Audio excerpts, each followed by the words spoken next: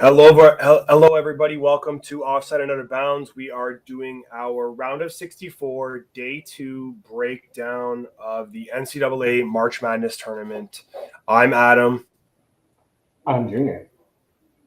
Let's go.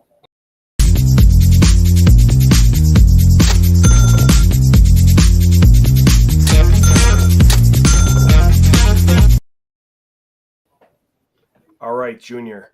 Big day, game one. We're halfway into it now. There's about 5, 6 games wrapping up as we speak here on St. Patrick's Day. Happy St. Patrick's Day, Junior. Slanja.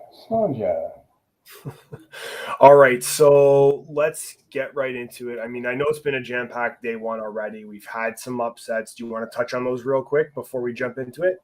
Yeah, sure. So we got number 12 Richmond Spiders upsetting the number 5 Iowa Hawkeyes. We have the number 12 New Mexico State, whatever they are, upsetting the number 5 seed. Geez, who the upset again? UConn. So Yep, UConn's out. massive. 5 seed. That's a big team. That's a big powerhouse team, power conference. And Iowa, again, another powerhouse team, another power conference. So that's great. You love the drama this time of the year. That's why it's the greatest tournament. I mean, I'm sure there's probably under 1% left of perfect bracket potential. So Yeah. it was a tough day for a lot of people today. I mean, Michigan too, although we don't think it was an upset, but That was a pure misty, I think. yeah, I agree. Okay, so let's jump into day two lineup. We're going to go game by game, give you some stats. We'll give you what our projection is for that information, and we're going to be good to go. So let's start that out here. So we got the Loyola Chicago Ramblers, team I really enjoyed watching last year. Very, very exciting team for me to watch. And Ohio State Buckeyes. This is a 10-7 matchup. What do you like, Junior, about this game, and what is the system telling us? I'm going to pull up the lines for us as well. Sure. All I have to say about this matchup is this is Sister Jean against Brutus, and I'm going to take Sister Jean 150 at 150 times. I like them from the floor, Loyola from the floor. I like Loyola from three. In fact, they shoot better from the floor than Ohio State does, both at 2 and 3s. Ohio State's a bit better on the line, but the good thing about Loyola is they move the ball around, and their system of offense is still the way it was last year, where they use their center a lot as a playmaker, and they pull him up and out, very mobile. The system has it a 75-74 win for Ohio State, but I am going to add 3 points onto Loyola for Sister Jean being in the building. So give me a Loyola win. Give me a Loyola win. System says Ohio State. I'm saying Loyola. Who's right? We who's got wrong? so it's minus 115 for Loyola, and the over under on that game is 133. So we have this at a pretty high scoring 150. Okay. I mean, hey, it is what it is, right? I like Loyola in this game. Yeah. We'll see if the system stands the test of time. It's been pretty right so It's far. been pretty good. It's been very good. We talked 80%. It's hitting at about 84% right now. So I mean, you can't complain too much. Okay, so let's move on here. We got Jacksonville State. This is the 15 seed going off against Auburn as the 2 seed. It's a 12:40 Friday. We got actually it's showing minus 110 for both of these teams. This has to be a print error. It's got to be minus 15. I'm thinking in points for Auburn. They got the money line at minus 1600 and over under at 138. I'm thinking this might just be slightly off for whatever reason, but Auburn has to be the heavy favorite here. Yeah, I'm just trying to pull them up. They're a 15.5 point favorite. Auburn is. It's 137.5, and they're a minus 1800 on the money line. Yeah. Okay. Something is off on this one. So, what do you like about this game? Who do you got? I mean, I think this has the potential for a blowout. I really do. And I think it's got a potential of a blowout on Auburn's side. I think that they might run away from this very quickly. The pace of play, the size difference, the speed difference, the athletic difference. I see this being an Auburn win. The system has this an 85-70 win for Auburn, so they have them at 15 points, just not covering the spread. Okay. And yeah, I get the over-under at 138 on that game. And again, we have this at a robust 150 as per the system, 155. Okay. All right, let's take a look at Montana State, the 14th seed, the Bobcats, meeting up with Texas Tech, the number 3 seed, the Red Raiders. This has a minus 15 on Texas Tech points, and then over-under at 132, so 145 game. Yeah, so here, Montana State's actually better from the floor in all aspects, from 2, from 3, and from the charity stripe. They shoot a better percentage, and they actually have higher percentage rates on the floor as well. The system actually has Montana State winning this game and upsetting the Texas Tech Raiders. Really? The score is 82-79. Wow. So that's going to be strange considering the fact that Montana State is a plus 15 and they are a plus 1100 on the money line. Okay. That might be worth a shot, boys. I might have to load up a nice fat ticket on that one. Okay. Let's move on. We got Yale, 14th seed. This goes Friday at 2:00 against Purdue, the 3 seed, the Boilermakers. This game is going off at minus 16.5 for Purdue with an over-under of 144.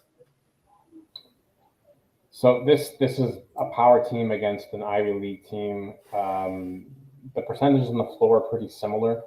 Yale does shoot a little bit better from the charity stripe. It's just how often are they going to get there? If they're not driving the basket, then they're not going to be getting there that much. System has this an 11-point victory for Purdue at 78-67. Purdue is a minus 16.5, so that doesn't look like that's going to hit. We might get a nice little charge from Yale. And at minus 1,800, a bit too much juice for me to play that. So kind of tough on that one. Yeah. Okay. All right, let's take a look at the next game here. This is 2:45, Delaware Blue Hens versus the number 2 Villanova Wildcats. Villanova is favored here by 15, and the over-under at 133.5. So Villanova here, they got a higher possession rate. They shoot better from 3. They shoot better from 2. They shoot better from the free throw line. More efficient offense, more efficient defense. I mean, this has blowout written all over it. Again, another one of these double-digit games that just I don't know if they're going to squeak these out. The 1 seeds have been there. I mean, Kentucky, I don't think they won by their spread, so spreads might not be the way to go this tournament, just because these lower seeds are coming out like gangbusters, and they're not afraid of these high seeds, and they're coming out punching. So system has this at a 74-66 victory for Villanova. So again, no cover. So if you're feeling adventurous, take Delaware plus the points. Okay. That's 15.5. All right, moving along here, 3:10, Miami, Florida, 10 seed versus USC. The 7th seed, we have USC by 2, so minus 2, and the over-under at 140. System has this right at 140. However, they do have a 6-point win for USC. Floor percentages are very similar. The only place that USC might have trouble is at the free throw line. So to even that out, they're probably going to have to get to the stripe a lot more often than Miami is to kind of average that out. But still, a 6-point win's a 6-point win. When you're favored by 2, you take the spread. Yeah, exactly. Okay. Oh, look at this. St. Patrick's Day. They should have played today. They should have gone on the floor tonight. Okay, number 11, Notre Dame, the Fighting Irish, versus the 6th seed Alabama, the Crimson Tide. We have Alabama minus 4, and the over-under currently standing at 152. keep this in mind. I know it's Alabama. Notre Dame shoots better from the floor. They shoot better from three. They have a better free throw percentage. They have a more efficient offense, more efficient defense. They finally got the monkey off their back in the first four and made it through.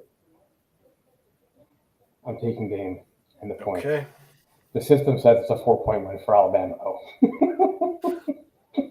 That's okay.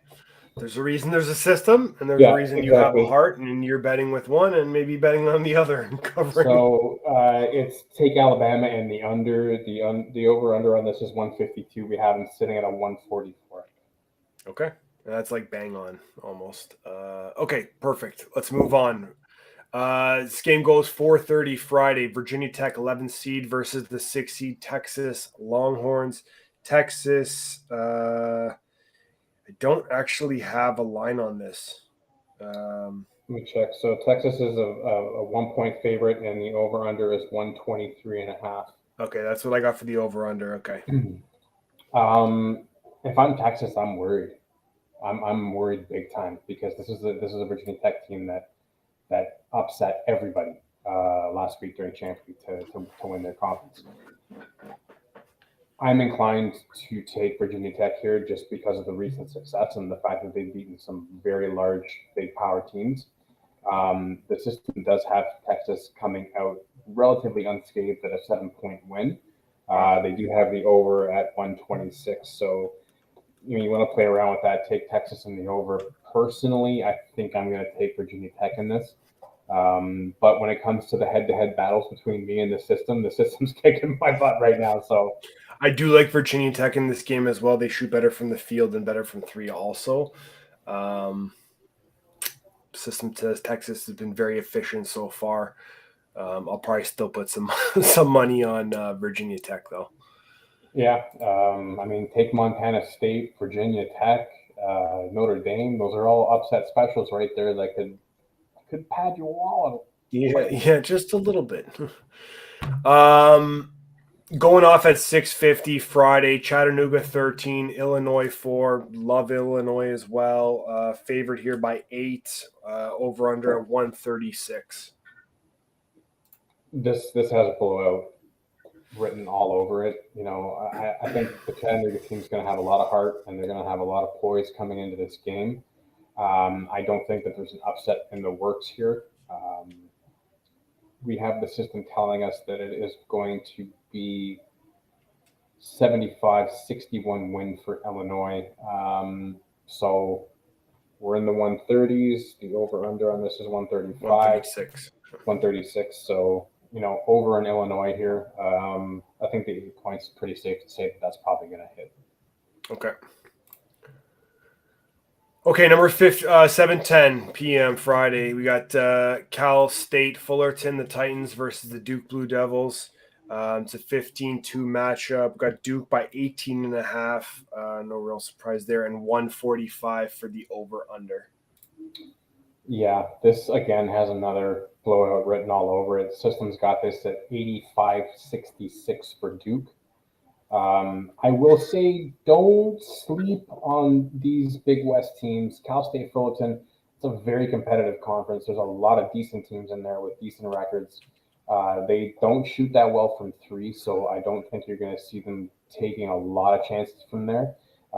They are good at the stripe. They shoot about 72%. So if you're slashing, if your game plan is to go in there against Duke and Bankero and the big bodies they have there, try to draw those fouls, get those guys in foul trouble, force Coach K to play that bench. You could keep it close. I don't think it's going to be close though. Yeah, I mean they shoot almost 50% from the floor, so I think Duke will hand them their ticket home. Let's move along here to Iowa State 11 versus LSU 6. This game goes at 7:20. LSU favored by 4. Over under this game a little bit lower on the 128 side. Yes. So let's look at the system play. It is 73-62 in favor of LSU. Keep in mind, Iowa State does shoot better from three here, and LSU is very disciplined from the line. So this is going to be one on the floor where LSU likes to slow the pace down. But on the opposite side, Iowa State also likes to play a slow-paced game, so don't look for a ton of points scored here. I think this is going to be a low-scoring affair where, what did you say it was, 128, 129? Yeah, 128. I would be surprised if it got up there. I see this low 120s, of course, personally. The system likes to throw the overs out all the time. I don't think it's had one game under, except maybe the Notre Dame Alabama game, but it is tournament time, so usually you're going to see some big scores. But they've got LSU comfortable and the over here. Okay. Let's move along here to Wright State, one of the first four, 16 seed versus Arizona Wildcats, a 7:27 start. No surprise here, minus 21 Arizona, and the over-under at 156.5, which is just a monster of a game. Yeah. This is one thing you have to keep in mind with Wright State. Number one, they've got one game in the bag already. They have a higher possession rate than Arizona does. They shoot very similar from the floor. Yep. They almost shoot 36% from three, and very disciplined, close to 73% from the line. Arizona is just a tad over 70. They're shooting 32% from three. This might be a lot closer than people think. And Arizona has been upset. They are not upset proof. They're not Teflon. I think Wright State might keep this game a lot closer than people are going to think. I don't think this is going to be 21 points at all. I can't see this being a 65 to 44 type of game. I think Wright State, they do have an efficient offense, so they're going to put up some points. The over at 165, I don't know if it gets up there. I'm comfortable saying it's under. Okay. Let's move along here. Okay, UAB Blazers. We got Houston Cougars. This goes off at 9:20, and that's a 12 versus 5. Houston favored by 8, and the over/under 136.5 for this game. So system play is 75-64 in favor of Houston. So a pretty comfortable win for them. They do shoot better from the floor, except for the free throw line, where UAB does have a distinct advantage there. So again, if I'm their coach, my game plan is get in on that size, get those guys in foul trouble, because Houston, we have seen in the past during Champ Week, if they play down, they can be sucked into a hole that they can never get themselves out of. So they are definitely upset proof. Don't know if I'm personally going to lay on this. I mean, I always love playing a ticket where it's just complete long shots, just to see if they pull it off. UAB might be one that I put on there just to sprinkle a little bit and kind of edge my bets, but system does have a comfortable win for Houston here. Okay. Moving along, you got number 10 Davidson, Michigan State, number 7. This is 9:40 p.m. I don't have the point spread for Michigan State, so it's going to tell me that's probably like 1 or 2 points. That's a 1. 1 point. And then the over/under at 140.5. So here's another instance of a lower seed team that shoots better from the floor than the high seed. Davidson's about 48% from the field, where Michigan State's 44.